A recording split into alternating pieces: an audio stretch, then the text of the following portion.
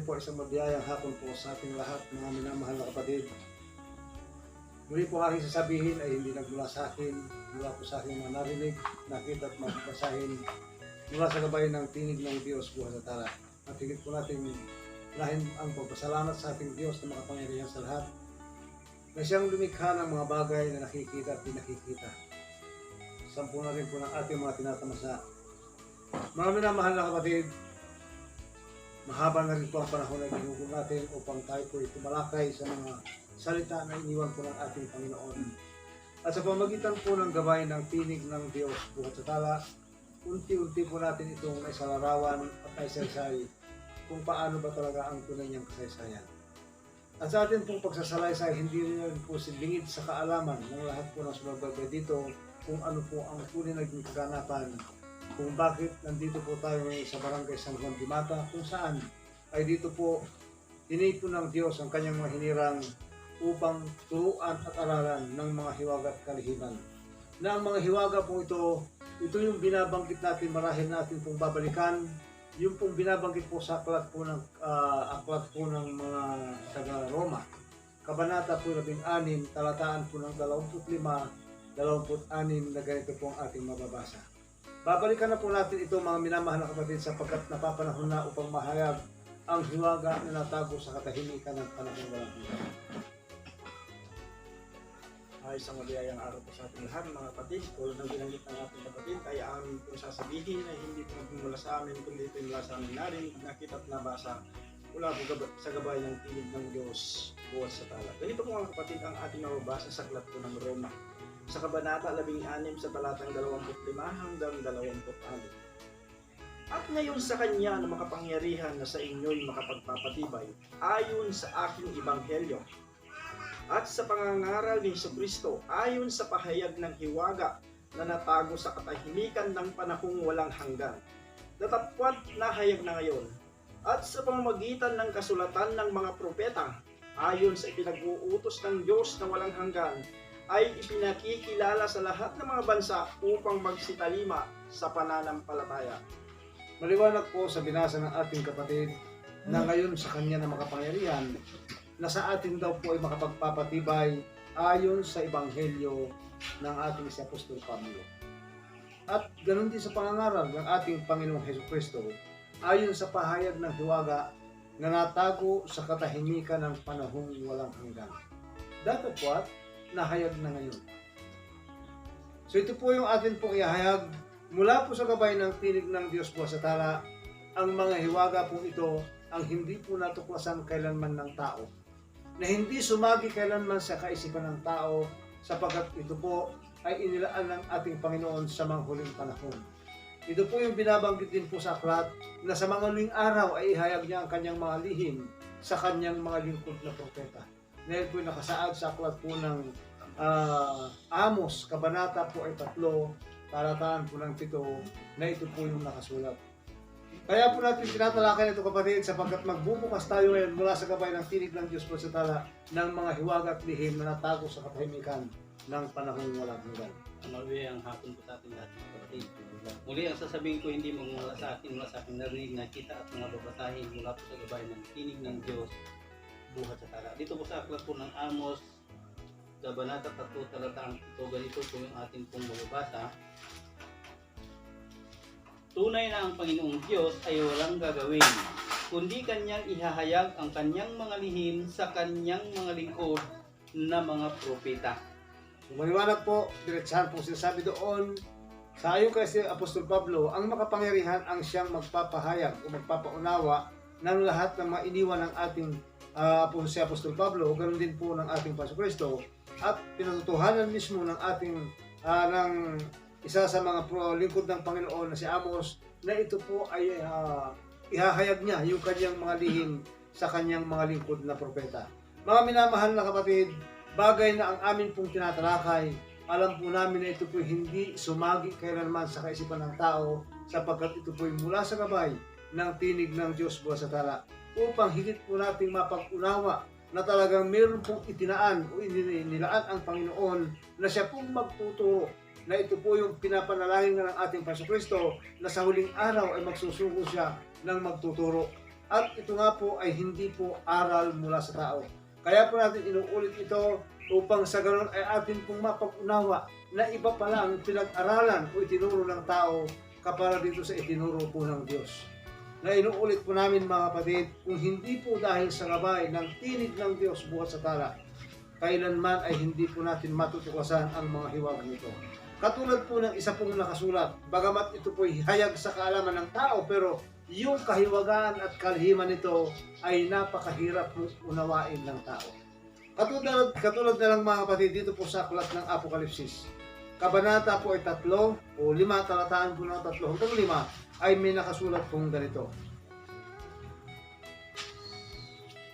Aklat po ng Apokalipsis, Kabanata 3, 5, talataan po ng 3 hanggang 5. Tingnan po ninyo mga kapatid, dahil ito po ay napakahiwaga at napakalihim, kung ito po ay dadaanin natin sa aral ng tao, sigurado pong hindi lilitaw ito. Ngunit kung sa pamagitan ng aral ng Diyos, lilitaw po ang lahat ng ito.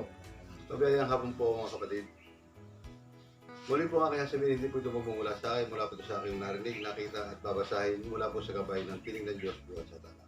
Ganito po mga kapatid ang ating mababasa sa aklat po ng Apokalipsis. Ang kabanata po ay 5 at ang talata po na may 3 hanggang 5.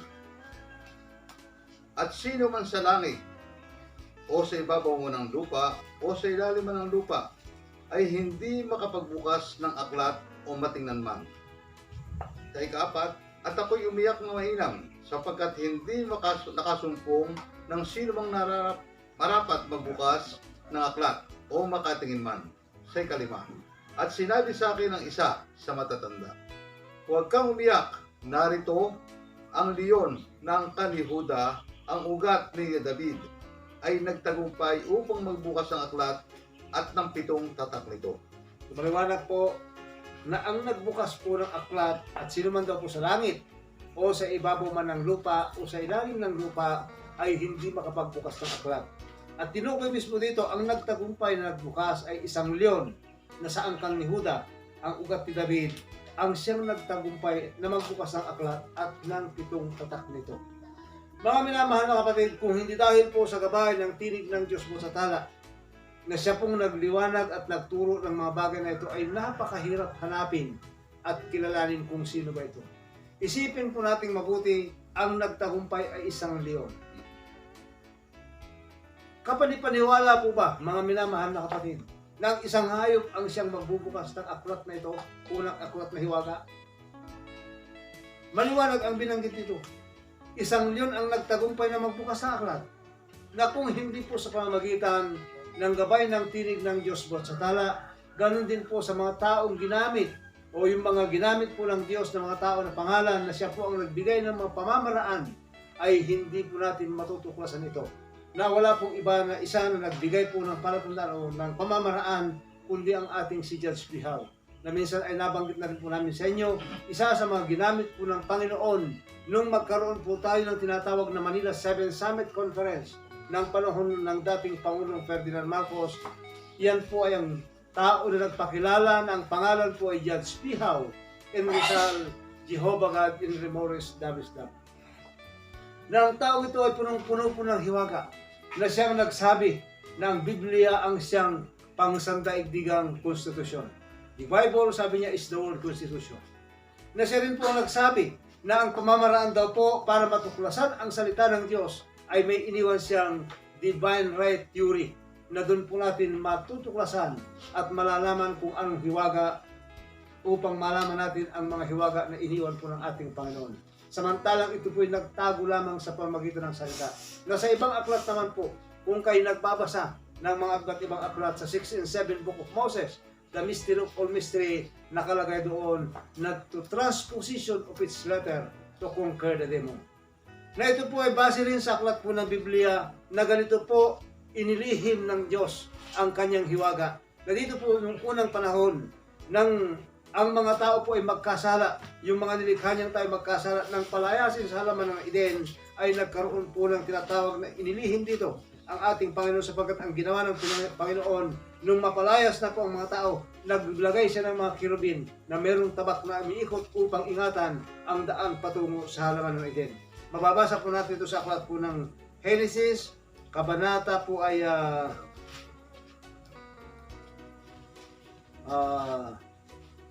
11 yata yan. Tingnan po natin, ano po? Yung umiikot na taba. 3:24. Ay, Exodo po yung binabasa mo. Sorry po. 3:24. 3:24, pakibasa na lang kapatid.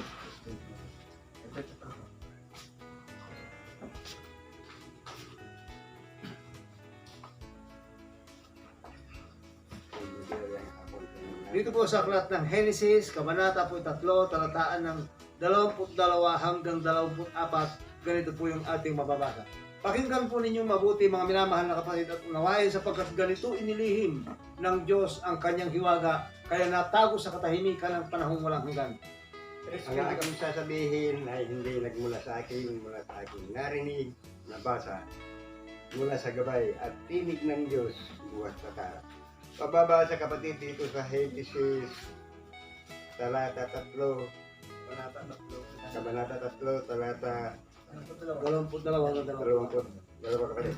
Hanggang doon po dapat. At sinabi ng Panginoong Diyos, narito, ang tao ay naging parang isa sa atin, na nakakilala ng mabuti at ng masama. At baka ngayon iunat ang kanyang kamay at pumitas naman ng bunga ng punong kahoy ng buhay at kumain at mabuhay magpakailanman. Sa 23, kaya pinalayas siya ng Panginoong Diyos sa halamanan ng Eden upang kanyang bukirin ang lupain pinagkunan sa kanya. Sa 24 mga kapatid, ano pat itinaboy ang lalaki at inilagay sa silanganan ng halaman ng Eden ng mga cherubim at ang isang nagniningas na tabak na umiikot upang ingatan ang daang patungo sa kahoy ng buhay. So, sa binasa po ng ating mga kapatid, kaya po nangyari ito ng panahon na magkasala na po si Adan at saka si Eva, na hindi po nila nasunod ang panukala ng Diyos na kumain o kumitas na isang bunga ng punong kahoy na pagkakilala ng mabuti at ng masama.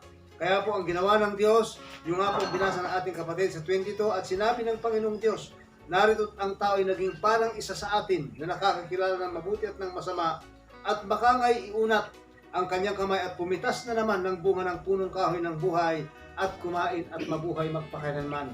Kaya ganun po na pinalaya sila sabagat iningatan na ng Diyos na mayroon kasing sinabi ang Diyos na kung makakakain sila doon sa isang puno na pagkakakilala ng masama at mabuti ay walang pagsalang, hindi sila mamamatay. Kaya iningatan po ng Diyos, pinalaya sila dahil nga po baka na pumitas na naman doon sa bunga ng punong kahoy ng buhay at kumain at mabuhay magpakailanman. Kaya nga pinalayas ng Panginoong Diyos sa halaman ng Eden upang kanyang bukirin ang lupain pinagkunan sa kanya. Ano pat itinaboy ang lalaki at inilagay sa silanganan ng halamanan ng Eden ang mga kirubin at ang isang umiikot na tabak. Ito po, kirubin at ang isang nagniningas na tabak na umiikot na upang ingatan ang daang tungo sa punong kahoy ng buhay.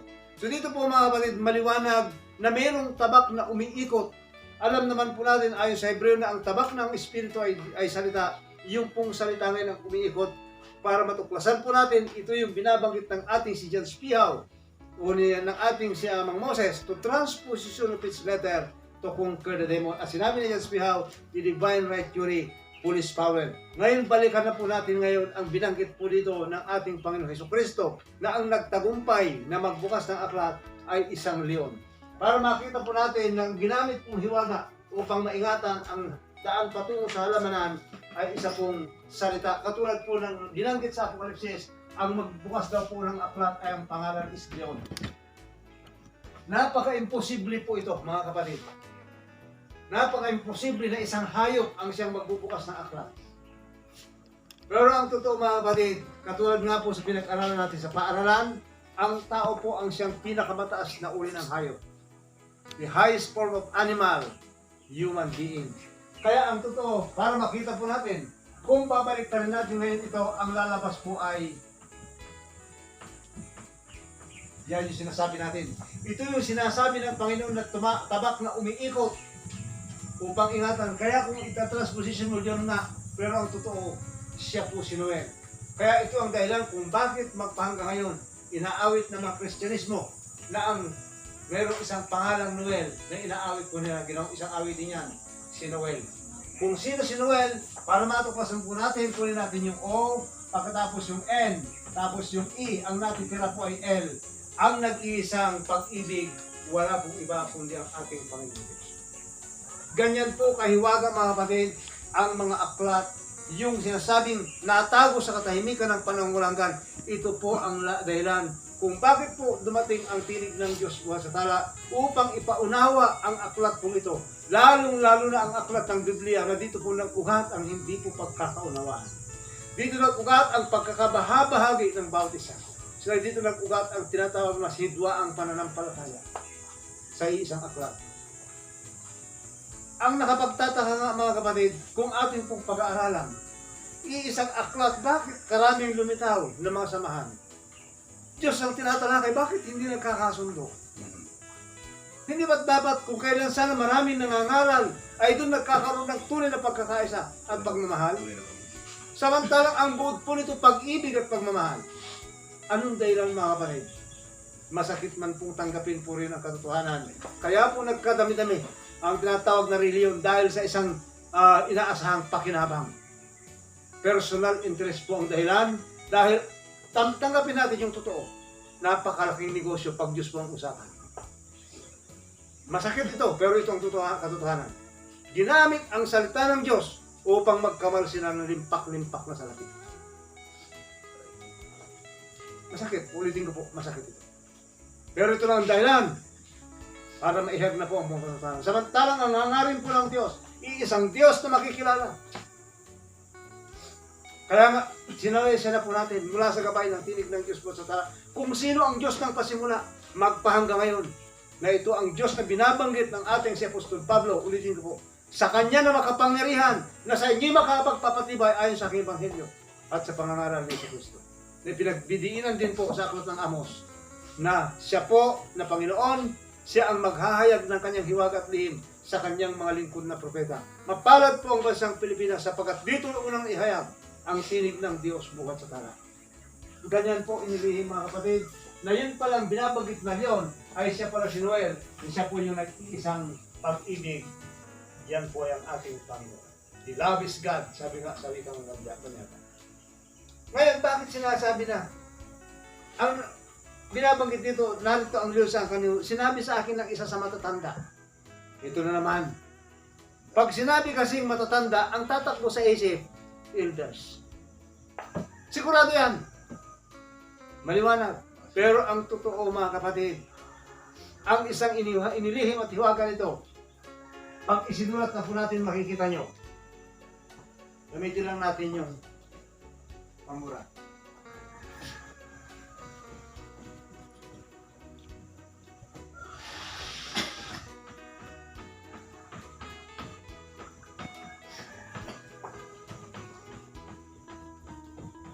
Basahin po natin ngayon. Mata, tanda. Dito sa mata ang tanda, yun ang nagsabi, isa sa matanda, kaya sinabing San Juan. Isulat ko ng ganyan, San Juan. Isulat ko ng ganyan, basahin mo.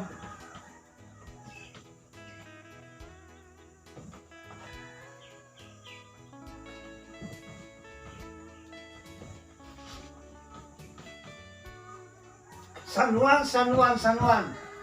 Isa sa matatanda. Kaya ang mayroong tanda, walang iba si San Juan. May tanda na mata. Kaya dito po inihayag, kaya dito dumating ang tala sa umaga. Yan ang hiwaga na natago dito po sa San Juan de Mata. Kaya dito nakapagtataka, malatiki, samantalang siya pala si San Juan de Mata. Kaya dito po dumating ang tinig ng Diyos buhat sa tala, na yan po ang nagbigay ng ilaw liwanag kung bakit po natin alam ang lahat ng mga bagay nito. Na kung hindi po dumating ang tala sa umaga, na nagmula po ito sa araw, isang tala ang tumama sa ating kapatid, hindi po ito naihayag. Kaya tama ang sinasabi po ng ating Panginoon, na yung pong sinasabi dito, na magtatagumpay, ibibigay sa Kanya lang ang tala sa umaga, wala pong iba. Yun ang mga tanda dito po sa Barangay San Juan de Mata, naganap ito, mga kapatid. Ganyan po kalihim, ganyan kahiwaga kung bakit sinasabi ni Judge Pihaw na divine right theory, yun po ang police power. Kumbaga yun ang gagamitin niyang panghuli sa lahat ng masama. Na ang masama dito mga kapatid, yung hindi pagkaunawa, katulad po ng aklat na ito, maliwanag na banal na kasulatan. Basahin mo sa bungad, banal na kasulatan. Maliwanag. Pagdating mo sa dulo, ang biyaya ng Panginoong Hesus ay mapa sa banal nawa. Kung banal ang umpisa, banal din ang wakas. Bakit ang mga nagsisipagpaliwanag dito may lumilitaw na masama? Bakit hindi mapalabas yung kabanalan nito? Kagaya na minsan nakarinig ako at nakapanood ako ng isang paliwanag na ito raw 666 na binabanggit po sa Apokalipsis. Halimaw. Banal na kasulatan, halimaw ang sasabihin mo dyan. Anong klaseng pangunawa meron dito? Ang tao. Yan ang tinatawag na aral ng tao. Pag pinalabas mong halimaw ang nakasulat dito, hindi ito banal na kasulatan. Masamang kasulatan. Unawain po ninyo mabuti mga kapatid ang sinasabi ko sapagkat ito ay banal na kasulatan. Sasabihin ng iba marami daw mali sa Biblia. Baka ang isip mong mali. Kasi hindi sa'yo, hindi basta tao kapatid ang pinagbigyan nito upang ipaunawa nito. Yun lang mga lingkod na propeta. Doon lang ibinigay ito at sila magpapaunawa. Katulad po ng binabanggit ng ating Panginoong Hesukristo. Dito po sa aklat ng gawa ng Juan, kabanata po ay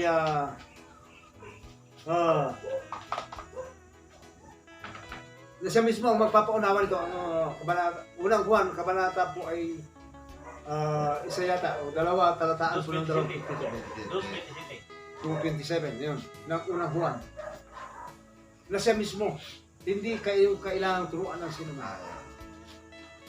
Kung sasabihin ng tao na siya may karapatan, mga kapatid. Mabiyay nga po mga kapatid. Ang aking po sasabihin ay hindi po mula sa akin narinig, nakita, nabasa, mula sa gabay ng tinig ng Diyos. Ganito po ating mababasa sa panulat po ni Unang Juan, sa Kabanata 2, sa talataan po ng 27. At tungkol sa inyo, ang pagkapahid na sa kanya'y inyong tinanggap ay nananahan sa inyo at hindi ninyo kailangan kayo turuan ng sinuman, ngunit kung paanong kayo tinuruan ng kanyang pahid tungkol sa lahat ng mga bagay at siyang totoo at hindi kasinungalingan, at kung paanong kayo tinuruan nito ay gayon kayong nananahan sa kanya. So maliwanag po sa binasa ng kapatid natin, tungkol daw po ito sa atin. Lang sabi niya, ang pagkapahid na sa kanya inyong tinanggap. Sino yung kanya na yun? Meron tatanggapan tayo. Ang pagkapahid na sa kanya inyong tinanggap at nananahan sa inyo at hindi ninyo kailangan kayo turuan ng sinuman. Kaya maliwanag, siya mismo ang magtuturo. Ngayon kung ang tao ay nag-aral sa paaralan, hindi po turo niya yan. Turo ng paaralan niya. Turo ng kapwa niya tao yan. Maliwanag dito binabanggit niya. Ulitin ko po. At tungkol sa inyo, sabi ni Juan, ang pagkapahid na sa kanya inyong tinanggap at nananahan sa inyo at hindi ninyo kailangan kayo turuan ng sinuman. Ngunit kung papaano kayong tinuruan ito ng lahat ng mga bagay, tinuruan ng kanyang pahid tungkol sa lahat ng mga bagay at siyang totoo at hindi kasinungalingan. At kung papaano kayong tinuruan ito, ay gayon kayong nananahan sa kanya. So siya mismo ang magtuturo. Ito yung sinasabi po ng ating si Apostol Paulo ni Amos, na siya mismo ang magtuturo sa atin. Kaya nga ang unang tungkulin natin, ang unang gawain po ng sino mang mananampalataya, ang hanapin muna ang Panginoon. Hindi ang ginawa ng tao, pumasok sa paaralan. Baka doon makikita. Isipin niyo kapatid, ang bilin ng Diyos, hanapin ninyo ang Panginoon samantalang masusumpungan. Ang ginawa ng tao lang tayo ng paaralan. Paaralan daw po ng mga magtuturo ng Biblia. Hindi ba't sinasalangsang natin ang nakasulat? Samantalang nangako ang ating Panginoon na magsusugo siya ng magtuturo. Bakos hindi pa dumating ang magtuturo, ginawa niyo, nagpatayo kayo ng paaralan. Bakit? Napakalaking negosyo. Masakit tanggapin. Pero rin ang totoo, mga kapatid. Kaya sinasabi namin sa inyo, bukas po ang aming cellphone numbers. Pwede niyong tawagan. Ang lugar po ng San Juan de Mata, pwede niyong puntahan.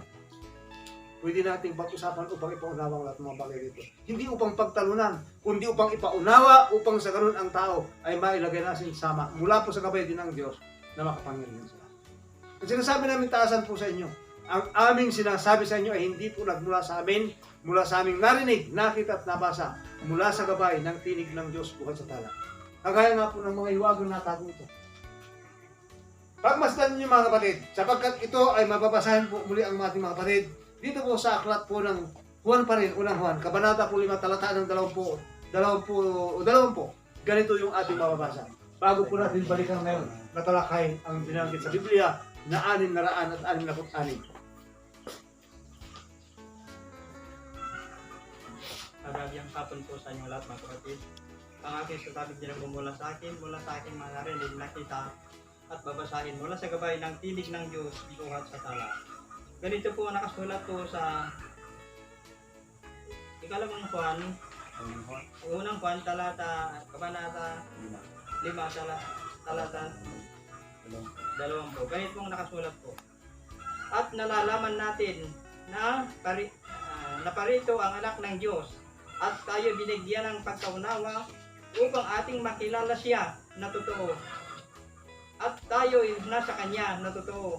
Sa makatwid ay sa Kanya na anak ni Jesucristo. Ito ang tunay na Diyos at ang buhay na walang hanggan.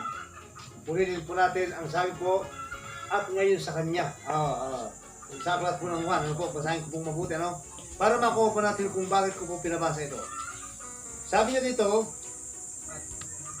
at nalalaman natin na naparito na ang anak ng Diyos, at tayo binigyan niya ng pagkaunawa, upang ating makilala siya na totoo, at tayo na sa Kanya na totoo, sa makatid bagay sa Kanyang anak na si Jesucristo. Ito ang tunay na Diyos at ang buhay na walang hanggan. Balikan po natin mga kapatid. At nalalaman natin na parito ng anak ng Diyos at tayo binigyan ng pagkaunawa. Sino na po ang nakakaalam na dumating ng anak ng Diyos at nagbigay na ng pangunawa? Ulitin ko po, may cellphone number kami dyan sa YouTube. Ang San Juan de Mata po, matatagpuan dito sa siyudad ng Tarlac. Pwede nyo kami puntahan. Ang binabanggit po dito, nalalaman natin na parito ng anak ng Diyos at tayo binigyan niya ng pagkaunawa upang ating makikilala siya na totoo. May pababasa ngayon ako kapatid sa aklat po ng Apokalipsis. Yung binabanggit po dito sa Apokalipsis, kabanata po ay 13, talataan po ng 18, ganito po ang nakasulat. 13:18 po ng Apokalipsis. Ganito mga kapatid, ang ating pong mababasa sa aklat po ng Apokalipsis sa kabanata 13 sa talatang 18. Dito'y may karunungan. Ang may pagkaunawa ay bilangin ang bilang ng hayop, sapagkat siyang bilang ng isang tao, at ang kanyang bilang ay 666. Sinulat ko na po kanina ang numerong 666. Pilisin ko po ito mga kapatid na po. Iwan ko ngayon ito kanina na 666. Na ang sinasabi dito, hayop ang binasa po ng ating kapatid. Kung sa English sana, mababasa nyo sa Biblia English, ang tawag dyan is beast. Dito ay may karunungan. Ang may pagkaunawa ay bilangin ang bilang ng hayop. Maliwanag hayop yung sinasabi dito. Sapagkat siyang bilang ng isang tao. Isipin nyo yung bilang ng isang hayop, bilang din ng isang tao. Paano kayang nangyari yun? Tingnan nyo dito ay may karunungan. Ang may pagkaunawa ay bilangin ang bilang ng hayop sapagkat siya bilang ng isang tao. Ang kanyang bilang ay 666, yung 666. Uulitin ko po. Anong sinabi doon sa binasa sa unang Juan? At nalalaman natin na parito ng anak ng Diyos at tayo binigyan niya ng pagkaunawa.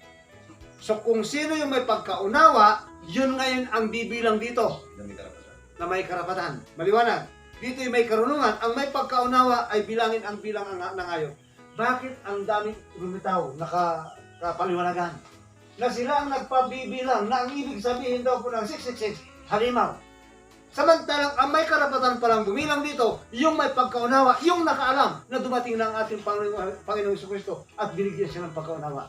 Mula noon hanggang ngayon, hindi pa natin nalaman, kapatid, na mayroong nagpaliwanag na dumating na si Jesucristo para binigyan sila ng pagkaunawa. Bakit ang daming lumitaw? Nagsasabing sila ng paunawa. Samantalang ang maliwanag dito na sinasabi ng Panginoon, yung may pagkaunawa ang siyang bibilang. Tingnan po ninyo mga kapatid kung paano pinakialaman ng tao ang salita ng Diyos. Tapos ang pinalabas ngayon, halimaw. Pero ang katotohanan mga kapatid, para matuklasan natin, ang bilang daw po, bilang ng isang hayop, bilang ng isang tao. Kung iisipin po natin mabuti, hindi ito numero. Hindi number. Bilangin ang bilang ng hayop sapagkat siyang bilang ng isang tao. Ano bang bilang ng isang hayop? Sige nga, di isang hayop. Kung number ang pinag-usapan. Pero bilang hayop at bilang tao.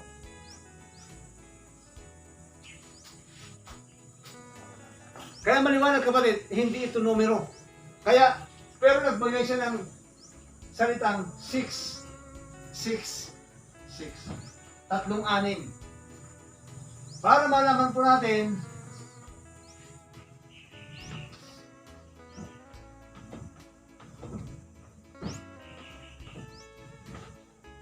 bakit po isinulat ko ang 3, 6, 6, 6. Ito po ang lihim at hiwaga nito. Na yung palang binabanggit niyang tinutukoy na X, yan po ang tinatawag na Gis. Ito ang hiwaga at lihim ng Diyos. Bilang isang hayop, dahil binabanggit niya kanina, ang nagtagumpay na magbukas ng aklat ay leon. Hindi po ba hayop? Nung pala lumalabas tao kanina. Bilang tao. Leon, naging bilang tao. Kung nasusundan niyo mga kapatid, yan ang hiwaga at lihim ng kasaysayan ng Diyos. Ito yung mga sinulat niya o iniwan niyang salita na kinakailangan paunawa din niya na kung hindi siya dumating, kami man inaamin namin sa inyo, wala po kaming nalalaman dito. Ngunit sa pamagitan ng gabay ng tinig ng Diyos at sa kanyang pagtuturo, kaya po namin nalaman ang hiwaga ito. Na bilang isang hayop pala dahil yon ang nagtagumpay na magbukas, siya pala isang tao. Kaya bilang hayop, siya'y tao na siya pala yung Gis. Gis. Na ang Gis na ito mga kapatid, yan ang lihim at hiwaga ngayon ng Panginoong Diyos. Ilisin ko na po ito. Ang Gis na yan, ang number Gis. Ito ang lihim po ng Diyos ngayon. Ang salitang Gis. Yan din ang binabanggit niyang tubig. Hindi ang tubig na literal. Kundi ang tubig. Bakit binanggit na dalawang malaki? Sapagkat siya yung tinatawag na Alpha, Omega, or the heaven. Ganyan po mga kapatid ang hiwaga at lihim. Maliwanag, ulitin po natin. Dito ay may karunungan. Ang may pagkaunawa ay bilangin ang bilang ng hayop. So, ang may karapatan lang kung bibilang, yung may pagkaunawa. Sino may pagkaunawa? Yung nalalakaalam na dumating na ang anak ng Diyos at nagbigay na ng pag-unawa. Ngayon kung hindi mo pa alam na dumating at hindi ka pa tinuruan ng anak ng Diyos, hindi ka magpapaunawan ito. Wala ka pang karapatan na magpaunawan ito. Dahil hindi ikaw ang tinutukoy dito na may karunungan at may pagkaunawa. Kaso, sabi ko nga, pinakialaman ng mga taong nagmamarunong-marunungan ang salita ng Diyos. Kaya mga kapatid, ito po ang mga hiwaga na kinakailangan maunawa natin. Sa mga susunod, bakit ito lagi kong sinusunod? Bakit yan? Andito ang lihim at hiwaga po ng Diyos. Mga kapatid, tandaan po natin, ito yung binabanggit sa aklat ng Korinto, na ang salita ng cross, mababasa ko na sa unang Korinto, kabanata po ay 2 yata. Unang Korinto, kabanata ay 1, 2:18. Bilang pangwakas po natin. Patuto dito. Muli, mabayang hapon po sa ating lahat. Muli ang sasabihin ko, hindi mula sa akin narinig, nakita at basahin mula po sa gabay ng tinig ng Diyos buhat sa tala. Ganito po yung mababasa natin dito po sa aklat ng unang Korinto Kabanata 1 talatang 18. Sapagkat ang salita ng krus ay kamangmangan sa kanila na nangapapahamak. Ngunit ito'y kapangyarihan ng Diyos sa atin na nangaliligtas. Sapagkat ang salita raw po ng cross, kamangmangan sa kanila. Nagsasalita ko. Imposible na magsalita ang cross, mga kapatid. Pero ang cross na magsasalita ito, sapagkat siya po ang Diyos. Dahil oras na nag-exam ka, pag nagkamali, wrong, kamangmangan sa kanila, na napapahamak. Ngunit ito'y kapangyarihan ng Diyos sa atin na naliligtas, sapagkat ito ang kapangyarihan po ng Diyos. Ang salitang Alpha Omega. Lahat ng ginawa ng Diyos, laging dalawa po yan. Dilim at liwanag, lalaki at babae, lahat po yung dalawa. Dahil yan po ang hiwaga ng Diyos. Sa ginong iba, ang dami namang klaseng bigas, pero dadalawa po ang uri ng bigas. Isang yung malagkit, saka yung kung tawagin namin sa Ilocano, makan. Ano po? Dalawang klase lang yan. Lahat po yan, tiga-tiga lang.